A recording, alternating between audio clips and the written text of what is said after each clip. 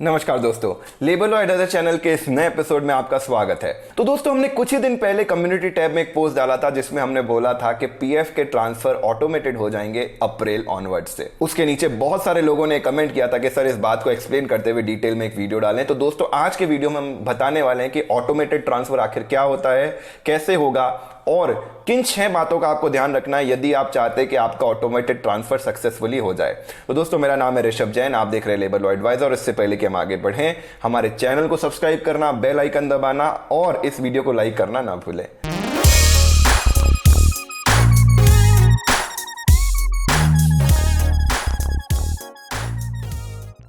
तो जैसा कि हमारे सभी जागरूक सब्सक्राइबर जानते हैं, जब भी आप अपनी कंपनी को छोड़कर किसी दूसरी कंपनी को ज्वाइन करते हैं या फिर अपनी ही कंपनी को छोड़कर वापस से कुछ महीनों बाद उस कंपनी को ज्वाइन कर लेते हैं, ऐसे सभी केस में आपका नया पीएफ नंबर जनरेट होता है। आपका यूएएन नंबर है वो सेम रहता है, लेकिन अलग अलग जॉब के साथ आपके पीएफ नंबर बदलते चले जाते हैं। तो ऐसे में आपको अपने पुराने पीएफ नंबर से सारे पैसे, चाहे वो पीएफ का पैसा हो या पेंशन का पैसा हो, ट्रांसफर करना पड़ता है अपने लेटेस्ट पीएफ नंबर पर। उसी के बाद आप उसका क्लेम, विड्रॉल इत्यादि कर पाते हैं। यदि ट्रांसफर किए बिना आप अपने नए पीएफ का पैसा उठा लेते हैं तो पुराने पीएफ का पैसा उठाना डिफिकल्ट हो जाता है। तो ऐसे में पीएफ डिपार्टमेंट एक बहुत ही अच्छी खबर लेकर आया है कि ये जो भी ट्रांसफर है, इसके लिए पहले जहां की एम्प्लॉय को अप्लाई करना पड़ता था ट्रांसफर के थ्रू, पहले ये ऑफलाइन होते थे फॉर्म 13 के थ्रू, और उसके बाद पीएफ के ऑनलाइन मेंबर पोर्टल के थ्रू भी ट्रांसफर एप्लीकेशन लगाई जाने लगी। लेकिन उसमें भी एम्प्लॉय को ये एप्लीकेशन फिल करनी होती थी, वेट करना होता था, और उसके बाद पीएफ डिपार्टमेंट उसे अप्रूव करके ट्रांसफर करता था। तो ऐसे में पीएफ डिपार्टमेंट के ऑफिशियल का एक स्टेटमेंट आया है जो मैं आपको पढ़कर बता देता हूं। ये स्टेटमेंट इकोनॉमिक टाइम्स में कुछ दिन पहले पब्लिश हुआ है।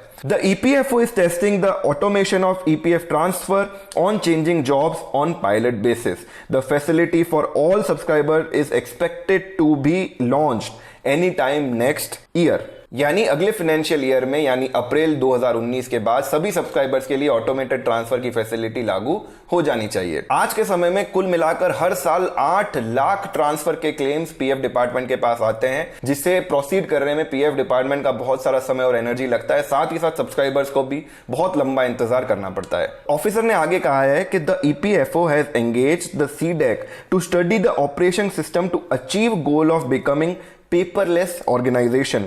At present, 80% of the work is being done online. The automated transfer of PF on changing job is one of the tools to be used to achieve that objective. आज के समय में ऑलरेडी 80% पीएफ के काम online हो रहे हैं और ट्रांसफर होने के बाद इसमें और भी ज्यादा फायदा मिलेगा। ऑफिसर ने आगे ये भी कहा कि एक बार ट्रांसफर क्लेम ऑटोमेटेड हो जाने के बाद आपका यूएन एक तरीके से आपके बैंक अकाउंट नंबर की तरह हो जाएगा।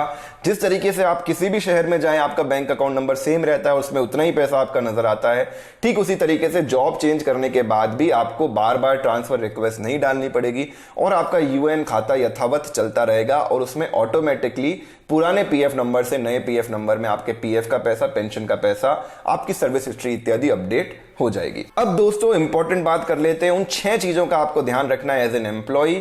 यदि आप कोई कंपनी छोड़कर नई कंपनी को ज्वाइन कर रहे हैं तो किन 6 बातों का आपको ध्यान रखना है ताकि आपका ये ट्रांसफर ऑटोमेटिक हो जाए।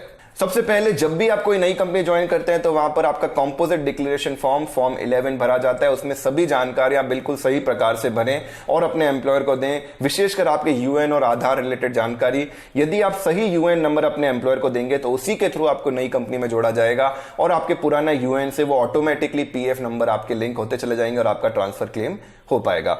दूसरी बात जिसका आपको ध्यान रखना है कि यदि आपका यूएन नंबर एक्टिव नहीं है और उसके साथ मोबाइल नंबर लिंक्ड भी नहीं है तो आपको अपना यूएन नंबर जरूर एक्टिवेट कर देना है और मोबाइल नंबर लिंक भी कर देना है। यूएन यदि आप एक्टिवेट करना नहीं जानते हैं तो आप हमारा ये वाला वीडियो देखकर अपना यूएन एक्टिवेट करना सीख सकते हैं। और यदि आपको अपना मोबाइल नंबर आप भूल चुके हैं या गलत मोबाइल नंबर आपका लिंक हो चुका है तो भी चिंता की कोई बात नहीं है। पीएफ में एक फॉरगेट पासवर्ड का ऑप्शन आता है जिसके थ्रू आप अपना मोबाइल नंबर भी चेंज कर सकते हो, उसका वीडियो आप यहां पर देख सकते हैं। तो तीसरा बिंदु जो आपको ध्यान रखना है, यदि आपका यूएन आधार के साथ लिंक है और उसमें करेक्ट मोबाइल नंबर डाल रखा है तो जैसे ही आप नया कंपनी ज्वाइन करते हैं उसके कुछ दिनों बाद आपके मोबाइल पर एक मैसेज आएगा जिसमें लिखा होगा कि आपका ऑटो ट्रांसफर रिक्वेस्ट एक्टिवेट कर दिया गया है। नंबर 4, यदि आपके द्वारा ट्रांसफर रोकने की रिक्वेस्ट रिसीव नहीं की जाती है तो फिर ये ट्रांसफर अगले 10 दिनों में हो जाएगा और आपका पैसा पुराने पीएफ अकाउंट से नए पीएफ अकाउंट में आ जाएगा। यदि किसी कारणवश आप अपना पीएफ का ट्रांसफर रोकना चाहते हैं तो एम्प्लॉयर के पोर्टल पर एक ऑटो ट्रांसफर क्लेम का सेक्शन आता है, जहां पर जाकर आप अपने एम्प्लॉयर के थ्रू अपना ऑटो ट्रांसफर कैंसिल करवा सकते हैं। नंबर 5, ऑटो ट्रांसफर क्लेम केवल और केवल तभी इनिशिएट होंगे जब आपका एम्प्लॉयर, जो नया एम्प्लॉयर है, वो एटलीस्ट 1 माह का आपका पीएफ का भुगतान कर देगा। उसके बाद ही आपका पुराना पीएफ का पैसा नए पीएफ के पैसे में आ पाएगा। और छठा और सबसे इंपॉर्टेंट बात, यदि आपके प्रीवियस कंपनी के एम्प्लॉयर ने अभी तक आपकी केवाईसी, विशेषकर आधार केवाईसी, अपने डिजिटल सिग्नेचर के थ्रू अप्रूव नहीं की है, उस केस में ट्रांसफर क्लेम एप्लीकेबल नहीं होंगे। यदि आपके एम्प्लॉयर को अभी तक अपना डीएससी रजिस्टर करना और केवाईसी अप्रूव करना नहीं आता है तो आप हमारा ये वाला वीडियो उसके साथ शेयर कर सकते हैं और उनसे निवेदन कर सकते हैं कि आपकी केवाईसी अप्रूव कर दें, ताकि आपका ट्रांसफर क्लेम सुचारू रूप से हो पाए। ट्रांसफर क्लेम करने से पहले आपको एक और बात का इंश्योर करना है कि आपके पुराने एम्प्लॉयर ने आपकी एग्जिट डेट इत्यादि प्रॉपर तरीके से डाल रखी है और एग्जिट का रीजन भी प्रॉपर तरीके से डाल रखा है, जो मोस्ट केसेस में होता है सी सेशन। तो दोस्तों, जाते जाते आज के सवाल का सही जवाब देने वाले किसी एक लक्की विनर को मिलेगा 51 रुपए का पेटीएम कैश। और आज का सवाल आपकी स्क्रीन पर ये रहा, इनमें से कौन सा जॉब आपको नई जॉब ज्वाइन करने के बाद भरना पड़ता है यदि आपका न्यू एस्टेब्लिशमेंट पीएफ में कवर्ड है? Option A form 11, option B form 10, option C form 9, option D form 12। सही जवाब आपको नीचे ऑप्शन के साथ कमेंट्स में देना है। इसके विनर्स के अनाउंसमेंट हम अपने कम्युनिटी टैब में या फिर अपने लाइव वीडियोस में करेंगे। तो दोस्तों, आज के वीडियो में इतना ही। इसी तरह जुड़े रहिए, जागरूक रहिए। जय हिंद, जय भारत।